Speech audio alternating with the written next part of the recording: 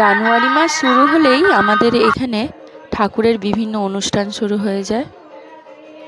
তেমনই একদিন এক অনুষ্ঠানে আমরা গিয়েছিলাম। প্রথমেই ঠাকুরকে প্রণাম জানিয়ে আমরা কিছুক্ষণ অনুষ্ঠানে গুরু ভাইদের কথা শুনি। কেন এই গুরু ভাইদের কথা শুনি অনুষ্ঠানে যাই, এনার বক্তব্য শুনলেই আপনারা বুঝতে পারবেন কেন আমরা অনুষ্ঠানে উপস্থিত থাকি। শুনুন। অভিন্দার বয়স যখন আমার মতন হবে তখন সারা বিশ্বের মানুষ বলবে ঠাকুর ঠাকুর ঠাকুর ঠাকুর করে তখন চিৎকার করবে। কে অভিন্দা? কে অভিন্দা? অভিন্দাকে কি চেনে? তখন তিনি বাচ্চা, 7-8 বছর, 9 বছর, 10 বছর বয়স। তা আচার্যদেব, বর্তমান আচার্যদেবের যেখানে বিয়ে হয়েছে মালদার ওই সাইডে, সেখান থেকে মায়েরা দাদারা সব এক গাড়ি করে লোক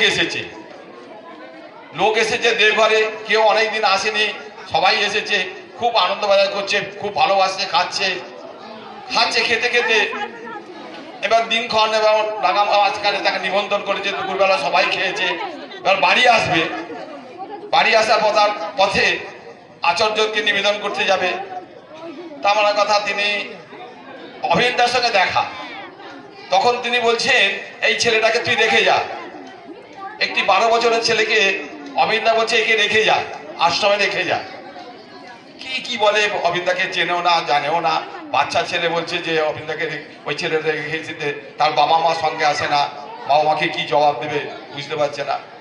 তার ওরা যথারীতি মানে না শুনে বাসে করে চলে আসার পর সেই বাচ্চাটি বাসের মধ্যে হঠাৎ শরীর খারাপ হয়। শরীর খারাপ হতে হতে এমন অবস্থা আছে, বাসের মধ্যে ডাক্তার কোথায় পাবে? কেউ ডাক্তার নেই, কিচ্ছু নেই, কোথায় যাবে কিছু বুঝতে পারে না। হঠাৎ এত শরীর খারাপ হয়ে সেখানে কিন্তু বাসের মধ্যে বাচ্চাটার মৃত্যু হয়। এক বাস লোক সবাই মানে কোথাও খুব দিশাহারা কি হবে। তখন মানে কথা, মায়ের কাছে খবর গেছে। মা বলছে, না তোমরা নিশ্চয়ই মেরে ফেলেছো। যে ছেলে আমার কাছে সুস্থ ছেলে গেল, অথচ সেই মানে কথা মারা গেল, এটা হয় কি করে? আমরা তোমাদের নামে কেস করব বলে উনি যথারীতি ওখানে একটা ওদের বলে, এবং ওরাও সব ভয় পেয়ে গেছে। তাই তো আমরা কি বলবো? বাস থেকে নেবে দুটি গুরু ভাই তখন আবার আশ্রমের বুকে ছুটেছে। আশ্রমের বুকে ছুটতে তখন সেখানে গেছে বর্তমান আচার্যদেব দাদাকে, তখন দাদা আছেন, নিবেদন করছেন যে এরকম একটা বাচ্চা বাসে যেতে যেতে হঠাৎ মারা গেছে, আমরা কি করব?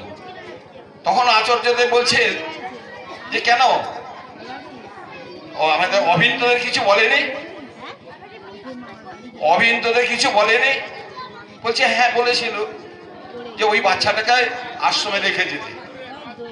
বাচ্চাটাকে আশ্রমে রেখে যেতে। তা অভিন্দের কথা শুনলি না কেন? আজ যদি অভিন্দার কথা শুনতিস তাহলে কিন্তু বাচ্চাটা প্রাণে বেঁচে যেত। ও কিন্তু যেটা হয়ে গেছে কিছু করার নেই। ওই সময় ওর মৃত্যু যোগ ছিল। যদি অভিন্দার কথা শুনতো তাহলে কিন্তু যাতে আশ্রমে রেখে আসতো, সেই মানুষটা কিন্তু, বাচ্চাটা কিন্তু বেঁচে যেত। দেখ, ওইটুকু বাচ্চা তো বলেছে বলে তোরা কিন্তু গ্রাহ্য করিস না। একটা বাচ্চা তুলসী গাছেরও যা গুণ, একটা বড় তুলসী গাছেরও তাই গুণ। তিনি কি বোঝাতে চাইলেন? যে অভিন আর বাবাই এরা হচ্ছে বাকসিদ্ধ পুরুষ। এদের মুখ দিয়ে যে কথাটা বেরোবে সেটা কিন্তু হবেই কি হবে, সেটা ফলবে কি ফলবে। তাই আমরা এই বাস্তবে এখন যে আমরা যে অবস্থায় আছি, এই অবস্থার মধ্যে যদি আমরা উত্তীর্ণ হতে চাই, আমরা যে করোনার প্রাক্কাল গেল 2টি বছর আমরা কিন্তু কেউ বাইরে বেরোতে পারি না, বাসে দাঁড়ানো গিয়ে আমরা কারোর সাথে কথা বলতে পারি না, এমন একটা জটিল পরিস্থিতির মধ্যে পড়েছিল। কিন্তু অভিন্দা কি করলেন? ওই 22 বছরের বাচ্চা, তখন তার বয়স হচ্ছে মানে কথা 17-18 বছর বয়স। তিনি ঠাকুরের জীবন দশায় যত দীক্ষিত হয়েছে, যে আপডেটগুলো আছে সেগুলো নিয়ে লিপিবদ্ধ করে একটা বিশাল কাজ। এরপরেই ঠাকুরের দর্শন করে আমরা ঠাকুরের ভোগ খেতে চলে যাই। আমার ছেলে তো কিছুতেই ছাড়বে না, নিজে নিজে খাবে। ও নিজে নিজে খেতেও শুরু করে দিয়েছিল সেখানে গিয়ে।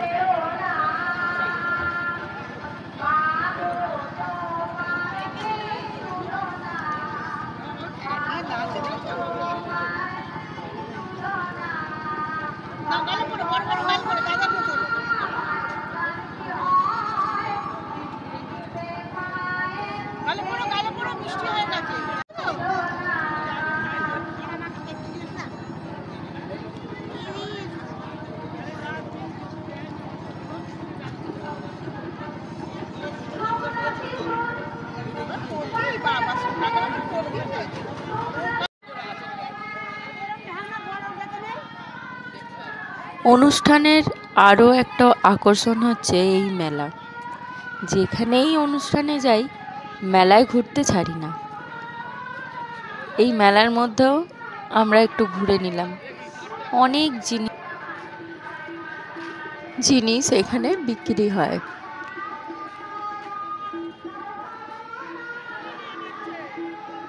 অনেক গুরু ভাইরাও এখানে দোকান দেয়। একটা বিশাল বড় মাঠে খাওয়ানো হচ্ছিল আর এই ছোট্ট ছোট্ট মেলার দোকানগুলো বসেছিল। মেলা মানেই বায়না। আমার ছেলে যেখানেই দেখবে মেলা সেখানেই বায়না। কিন্তু আমি চেষ্টা করি যখন যেটা চাইবে তখন না দেওয়ার। অন্তত যখন চাইবে তখন তো আমি সেটা না দেওয়ারই বেশি চেষ্টা করি। কারণ আমরা এরকম অনেক অনুষ্ঠানে যাই, অনেক সৎসঙ্গে যাই যেখানে এরকম ছোট ছোট মেলা বসে। সব জায়গাতে গেলেই তাহলে বায়না করবে যদি একবার কোনো জিনিস দিই। তাই জন্য চেষ্টা করি যে যতটা সম্ভব এইসব জায়গা থেকে একটু দূরে রাখার। ওকে বোঝালে অন্তত একটু বোঝে। ওকে বোঝানো হয় যে তোমার এই জিনিসটা আছে, তুমি এখন নিও না, তোমার প্রয়োজন নেই, এরকম করে বোঝানো হয়। কিন্তু যখন খুব জেদ বা বায়না ধরে তখন তো আরোই চেষ্টা করি কিছু কিনে না দেওয়ার। কাঁদতে কাঁদতে একসময় থেমে যায়।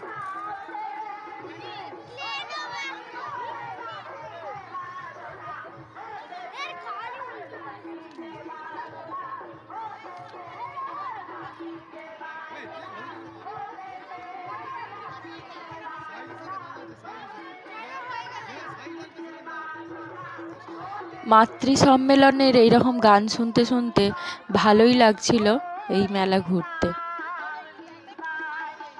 জিনিস কেনা হোক কি না হোক, এইসব খেলনা বিভিন্ন রকম জিনিস দেখতে খুব ভালো লাগে। ভিড়ও হয় এখানে প্রচুর। অনেক গুরু ভাইরা আছে যারা এখানে দোকান দেন, ওনাদের থেকেও কিছু কিছু জিনিস কিনলে ওনাদেরও অনেক হেল্প হয়ে যায়।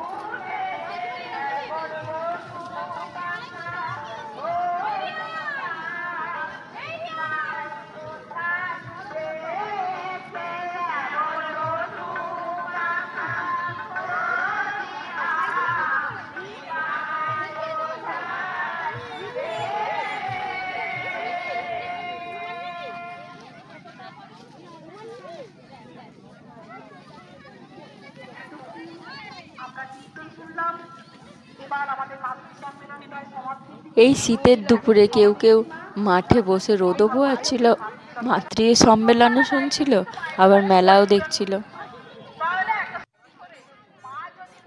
এই দেখুন এখানে খাওয়ানো হচ্ছিল।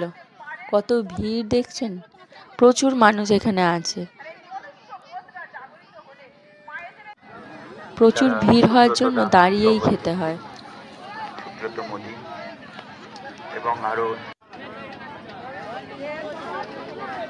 আমরা আরও কিছুক্ষণ থাকার পর, কিছুক্ষণ অনুষ্ঠান শোনার পর বাড়ি চলে যাই।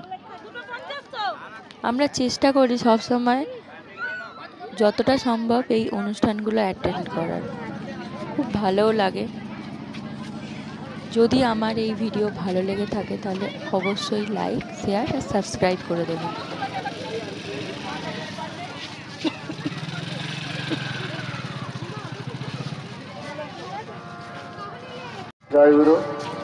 সবারে প্রেম বেলাতে ওই ভালোবাসার পথ দেখালে সৎ পথেতে চলা শেখালে ভালোবাসার পথ দেখালে সৎ পথেতে চলা শেখালে ওই ভালোবাসার পথ দেখালে সৎ পথেতে চলা শেখালে ভালোবাসার পথ দেখালে সৎ পথেতে চলা শেখালে শ্রীরাম কৃষ্ণ বুদ্ধ যিশু শ্রীরাম কৃষ্ণ বুদ্ধ যিশু ওই শ্রীরাম কৃষ্ণ বুদ্ধ যিশু শ্রীরাম কৃষ্ণ বুদ্ধ যিশু একজনই যে হয় শ্রীরাম কৃষ্ণ বুদ্ধ যিশু একজনই যে হয় ওই যুগে যুগে আসেন তারা নিত্য নতুন রূপ ধরে যুগে যুগে আসেন তারা নিত্য নতুন রূপ ধরে সবারে প্রেম বিলাতে সবারে প্রেম বেলাতে ওই ভাই